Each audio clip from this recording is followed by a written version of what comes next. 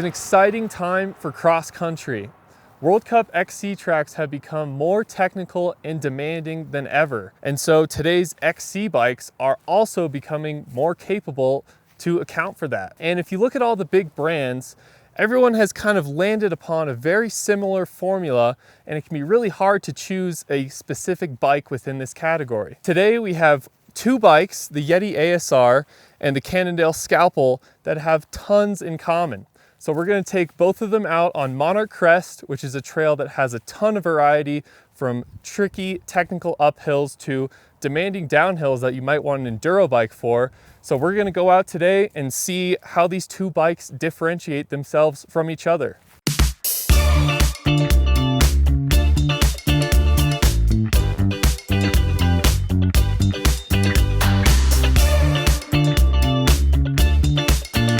Simon, you ready, bud? Ready. Oh my God, what are you wearing? What are you wearing? Mountain bike clothes. Me too. You look like a roadie. That's an XC ride, isn't it? I guess so, but I think you ought to get changed. Yeah, maybe a wardrobe change is in order here anyhow. Okay, I'll be right back.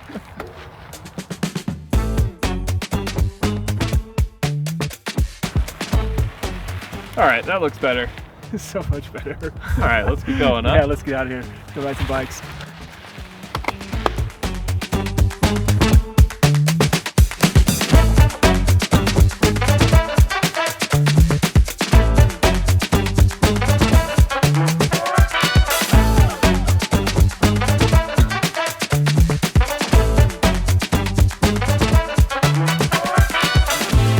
Right, we're up here at the Greens Creek cabin after riding up the crest, and Dylan, like our last head-to-head, we had bikes that had motors in them.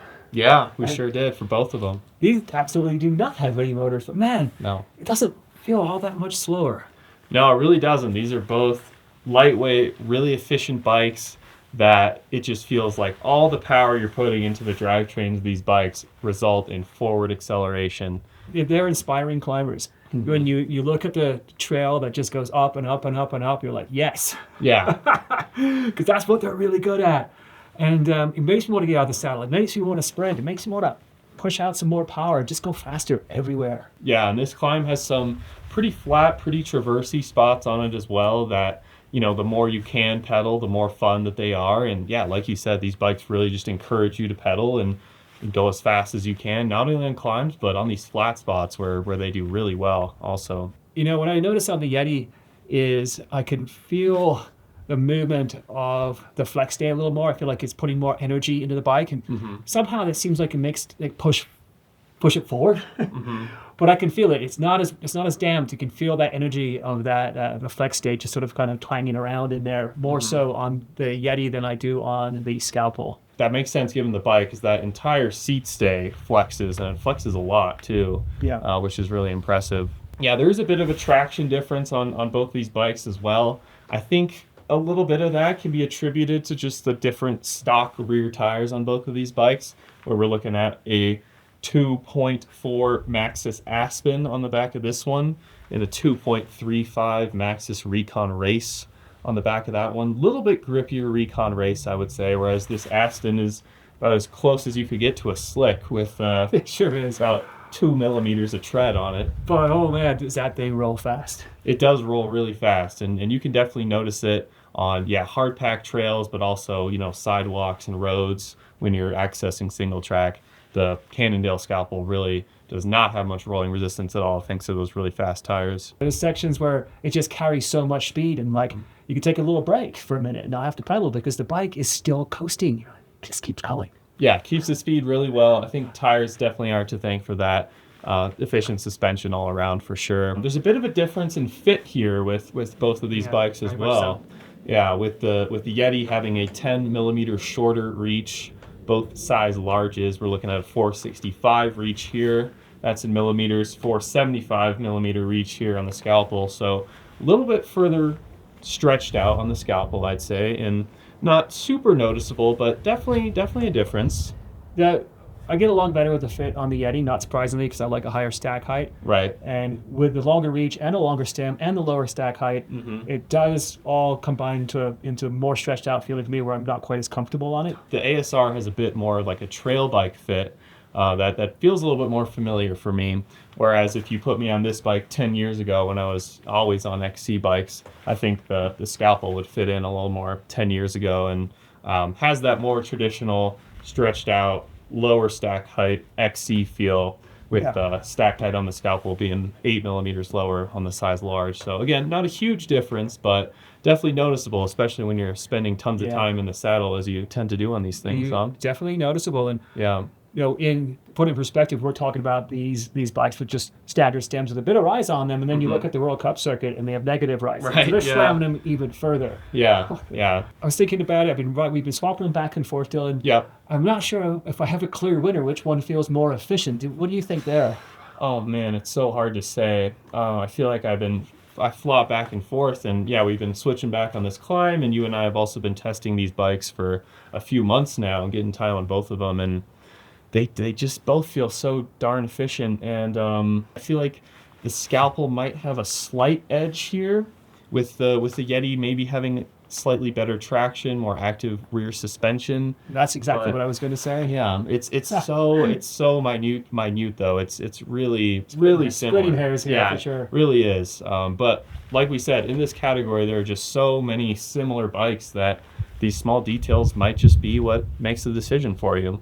It could be, and like when you were racing cross-country bikes, the cross-country bike was defined by how well it climbed and not so much how well it descended. Yeah. And we're at the top of greens right now. We're about ready to go down this on these bikes. And they had to get more capable because, like you said at the beginning of this, head-to-head World Cup courses have gotten a lot more technical and more challenging. So, well, we're going to test them here. That's what you say. Yeah, totally. The last time I rode down this trail, I was racing an enduro. So this is going to be, I think, a bit of a different experience. But like you said, really good test for just how capable are these bikes. Fantastic. Let's go. Let's do it.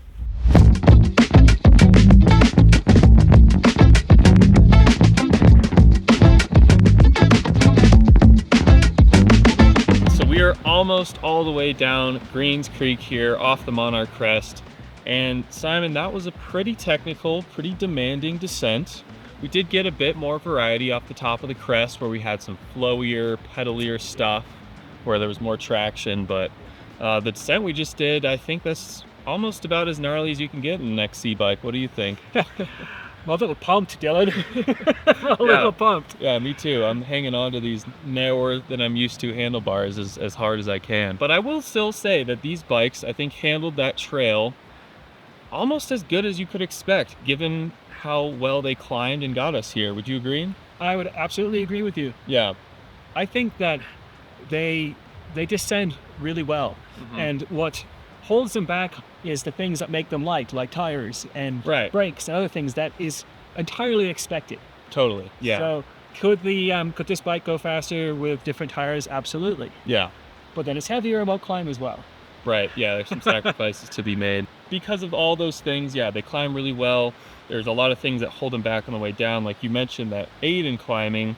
But I'm pretty happy with where they're at with how they balance these two things. And I think when you're on these kind of bikes, the priority for the downhill is not so much having the sickest time of your life anymore, right? It's more about recovering, staying fast, and, you know, having a little fun too still. You can definitely still have lots of fun on these bikes, yeah? It's a different kind of fun, Dylan. Like, it is different. Well, I'm really enjoying it. It's something I don't get to do as often anymore, which is be very precise with my line selection. Pick your way through things instead of trying to boost over and land in rocks, but you're very active and engaged on the bike, and you have to be. If you take a second break mentally, it's all over for you. Yeah, definitely. Yeah, more careful line choice, more proactive braking for sure. And yeah, going slower in sections that you'd probably rally through a little bit more on a trail bike. And I will say, on the way down, these two bikes do still feel very similar, but I think there's enough difference in them that are swaying, you know, each bike one way or another. Different type of rider might end up on different bikes because I do think there's enough difference. Would you agree? And what are those differences to you? Yeah, I think it comes down to the more trail fit on the Yeti. Putting you in a more aggressive downhill position than you are on the Scalpel. Yeah. You did make a point further up when we stopped for a second that you like the extra weight that the Scalpel puts over the front of this bike due to the longer reach stem and shorter stack. Yeah. Because you want that traction on the front wheel, and it doesn't really matter what happens out back, because honestly, it's doing whatever it's going to do. Yeah, as long as the back wheels fall on the front, I don't really care what happens. But when the front wheel starts going where you don't want it to, that's when bad things happen. Again, I'm more comfortable on the Yeti in that position. Feel like that's a more active position for me, descending that kind of trail. You know, like, and then the suspension performance still is similar. I feel the Scalpel has a little bit more plushness to it. It's a little softer off the top. Yeah. It feels less like a flex stay than the Yeti does. The Yeti seems to have quite a bit of energy in its flex stay, and you can feel that driving the bike a little bit, where this feels a lot less like a flex stay. Yeah, I would agree. I feel the Scalpel has a bit more of a progressive curve to it, whereas the ASR feels a bit more linear, a bit more energy in the ASR and better mid-stroke support, whereas the Scalpel does handle those smaller bumps a bit better. Still super similar bikes, and it is worth mentioning that the Scalpel does have an extra 5 millimeters of travel out back with 120 front and back, whereas the ASR is 120 front, 115 back. Now, when you say that, here's an interesting thing, and I'm interested to see what your response is going to be here. Okay. Have you bottomed either one of these bikes out? I don't think so. Yeah. Surprisingly, I haven't bottomed either of these bikes out. I haven't messed with the stock volume spacers in either shock either. Same with the fork. You get a lot of ramp from a little air can like this, so there's not a lot of volume in there, so you get a ton of ramp. So I'm not having any bottom outs in these relatively short travel bikes at all. Yeah, super impressive, I think, on both bikes. Yeah. I'm definitely used to bottoming out these shorter travel bikes way more. Really well managed travel. Feel like I'm utilizing just about every millimeter without finding that bottom at all, really. Yeah, no, both of our shock travel indicator rings have been pushed off a couple of times on this descent. Yep. Keep moving them back up to see how that's going. Totally. But yeah, we're using all the travel, not bottoming out. That's fantastic in my book. Yeah, super impressive, really ideal. And when it comes to climbing, I don't think there's anything I would change about the spec on these bikes at all. Super dialed. Then descending, I would be tempted, but it's something I would resist doing, because I know as soon as I go down that road of putting heavier tires on, bigger brakes, and I'm starting to take away from the essence of what the bike is all about. Yeah, I definitely agree. I think, if, let's say, we are planning on riding a pretty gnarly trail like this, I might take the, half an hour the night before just to put some slightly burlier tires on the bike, and that would probably make for a better downhill experience. Would I run those tires on the bike all the time? Probably not. Probably not, no. I think they're pretty well spec'd for what they are. And yeah, like you said, you start upgrading tires, brakes, start putting a bigger fork on. You're really losing a lot that makes these bikes excellent. And I don't really want to mess with that formula too much, personally. I don't either. And yeah, it would be hard to resist, but I would do it because I want to keep it the way it is, I think. But like you said, I would probably entertain the thought of putting heavier tires on before a ride like this. Particularly, this one is particularly rowdy and chunky descent. But God, I don't want to jinx us, buddy, but we haven't had any tire issues yet. We haven't had any cut sidewalls, any flats, which is kind of a miracle. Let's be clear about that. Yeah, both of these bikes throughout all our testing time, the tires have held up great. Yeah. I will say I've been running 3 or 4 PSI heavier in both front and back, which Yeti does recommend on their site when you fill out their little suspension setup. So basically just been running by their recommended pressures, which have been working great for me. But yeah, as you said, they're holding up great. Really impressive what both of these bikes can do on the way down. And speaking of which, we got a couple more miles of downhill left, and how about we rip it and talk about these bikes as a whole at the bottom? Love it. Let's go. Let's do it. Fantastic.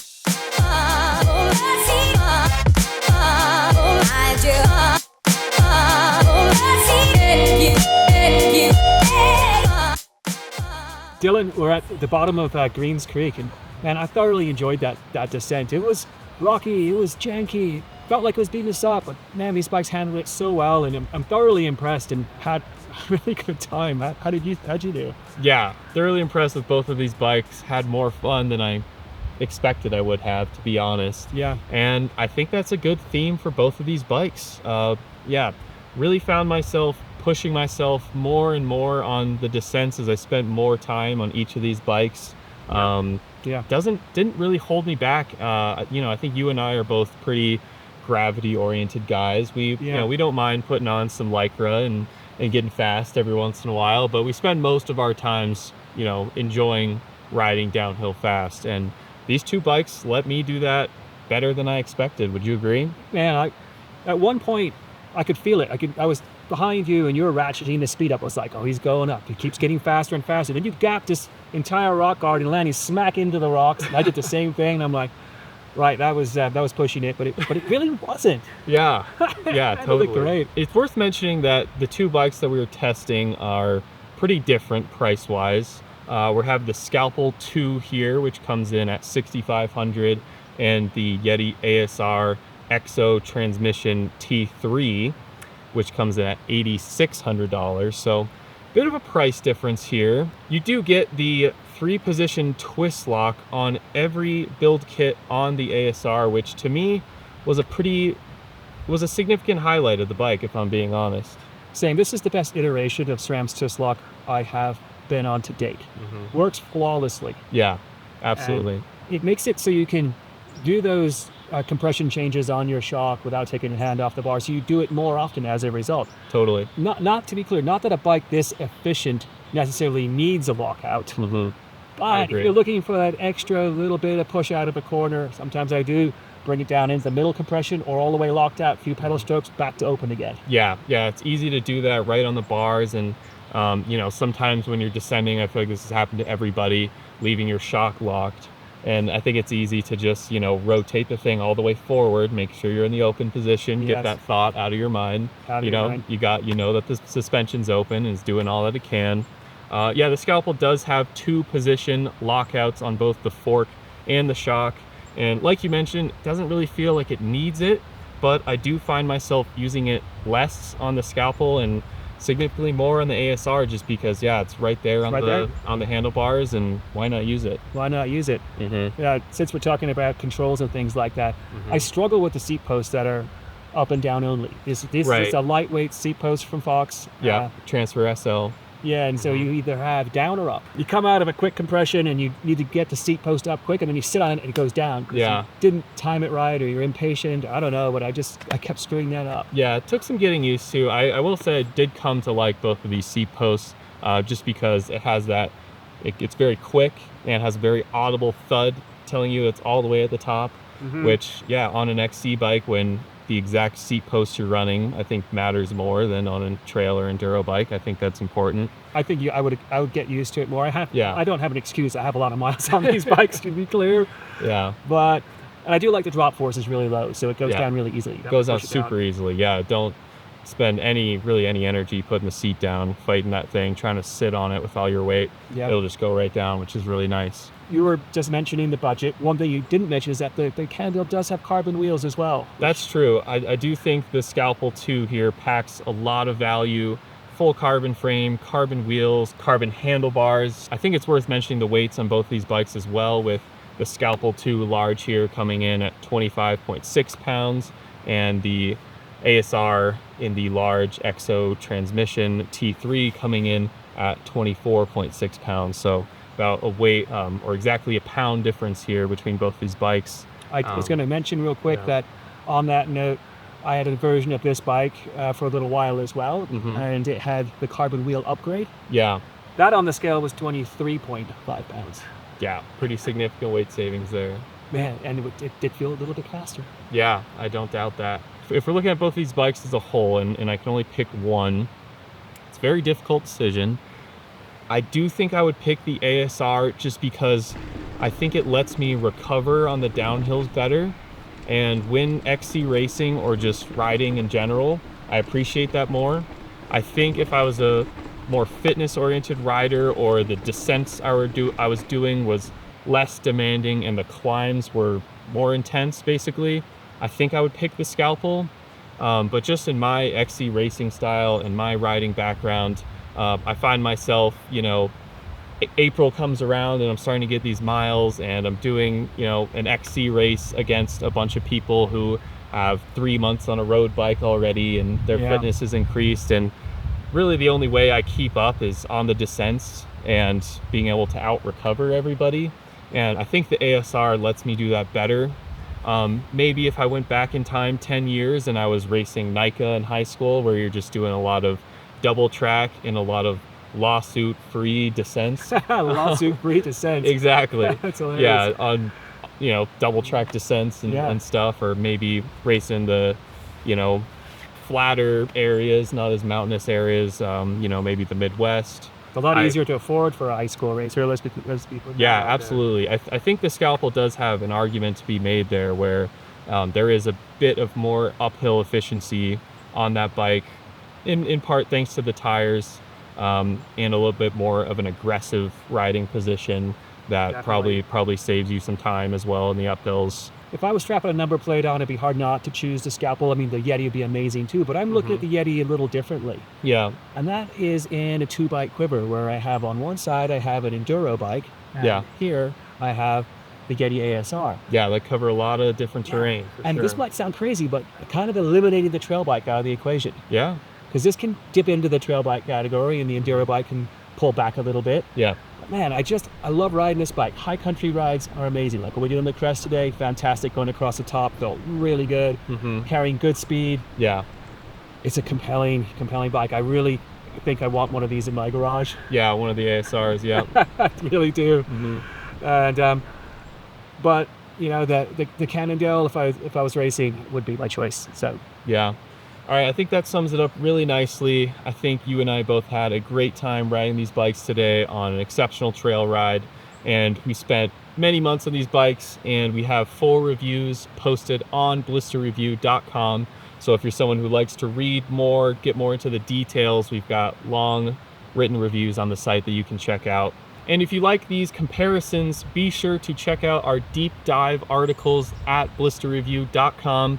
You can become a Blister Plus member to get access to our deep dives, plus the best outdoor injury insurance in the world, worldwide coverage, $0 deductible, $25,000 of coverage per incident. All comes with Blister Plus and much, much more. You can also become a digital access pass holder to gain access to those deep dives, as well as flash reviews.